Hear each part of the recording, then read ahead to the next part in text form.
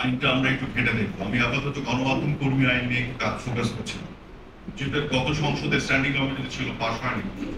আমি এটা নিয়ে এসে গণমাধ্যম কর্মী আইনটা একটু ফোকাস করছি, সকল স্টেক হোল্ডারদেরকে নিয়ে তাদের ওপিনিয়ন নিয়েছি, এটাকে একটা শেপে নিয়ে এসে ইতিমধ্যে প্যারালালি কাজ করছে এটা নিয়েও।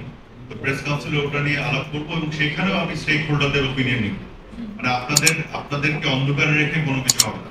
আপনারা জানবেন কি হচ্ছে, আপনাদের ওপিনিয়ন থাকবে, সেই ওপিনিয়নের এখানে আমরা অন্তর্ভুক্ত করবো অনেক ওপিনিয়ন যেগুলো ন্যায্য এবং যৌক্তিক হবে, তার ভিত্তিতে আমরা করবো প্রেস কাউন্সিল অ্যাক্টিভিটি।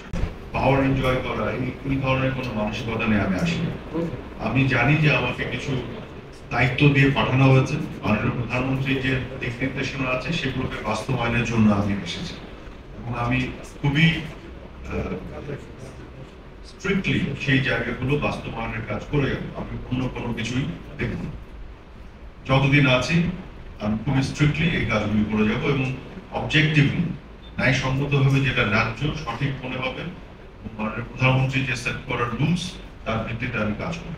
তার মধ্যে একটি সবচেয়ে বড় যে জিনিসটি যদি মাননীয় প্রধানমন্ত্রী আমাকে বলেছেন সেটা হচ্ছে যে মুক্তিযুদ্ধের চেতনার পক্ষের সমাজ এবং দেশ তৈরি করতে গেলে এটি একটা প্রতিনিয়ত একটি লড়াইয়ের মধ্যে আমরা আছি।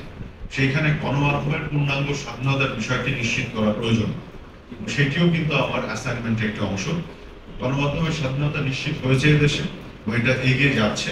অনেক গণমাধ্যম আজকে বাংলাদেশে আছে, বরং স্বাধীনতার জায়গাটি এমন জায়গায় চলে গেছে, মুক্ত থেকে উন্মুক্ত হয়ে গেছে। এখন অনেক ক্ষেত্রে আপনারাই বলেন কি উল্টো একটু ডিসিপ্লিন শৃঙ্খলা আনা দরকার। তো সেই জায়গাতেও আমরা কাজ করছি এবং আপনাদের প্রত্যেকের সাথে কথা বলে, আপনাদের সলা পরামর্শ করে, আপনাদের সাজেশন গুলি নিয়ে তার ভিত্তিতেই কিন্তু আমরা প্রত্যেকটি জায়গায় এক ধরনের ডিসিপ্লিন আনার চেষ্টা করছি।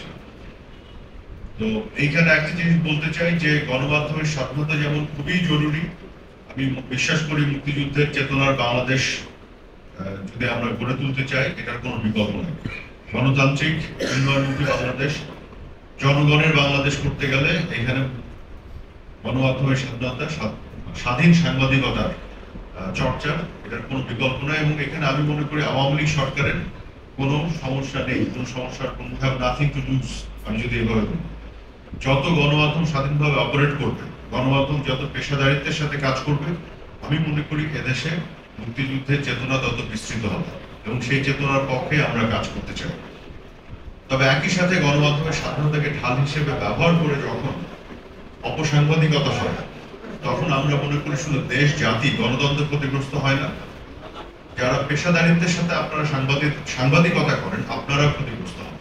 পেশাদার সাংবাদিকরা সবচেয়ে বেশি বড় ভুক্তভোগী হয় সাংবাদিকতাকে ঢাল হিসেবে ব্যবহার করে যখন অপপ্রচার, অপসাংবাদিকতার অপচর্চা হয়।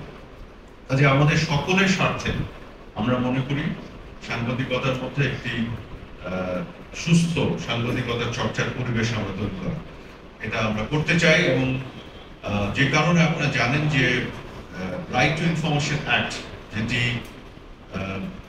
মাননীয় প্রধানমন্ত্রী বঙ্গবন্ধু কন্যা শেখ হাসিনার নেতৃত্বে নিজে যখন সংসদ নেতা, সেই বাস্তবতায় সংসদে পাশ হয় এবং এটি নিশ্চিত করে যে সরকার এবং প্রশাসন যেন জনগণের স্বার্থে যে তথ্য দেওয়া প্রয়োজন সেটি দিতে বাধ্য হয়। অর্থাৎ সরকার কিন্তু নিজেকে কাঠগড়ায় দাঁড় করিয়েছে, আইনের মাধ্যমে নিজেকে বাধ্য করেছে, জবাবদিহিতা এনেছে। এক্ষেত্রে আমি মনে করি আমাদের গণমাধ্যম আরো এম্পাওয়ার্ড হয়েছে, সাংবাদিক বন্ধুরা আরো এম্পাওয়ার্ড হয়েছে, আইন তাদের অধিকার দিয়ে দিয়েছে সরকারকে এবং প্রশাসনকে।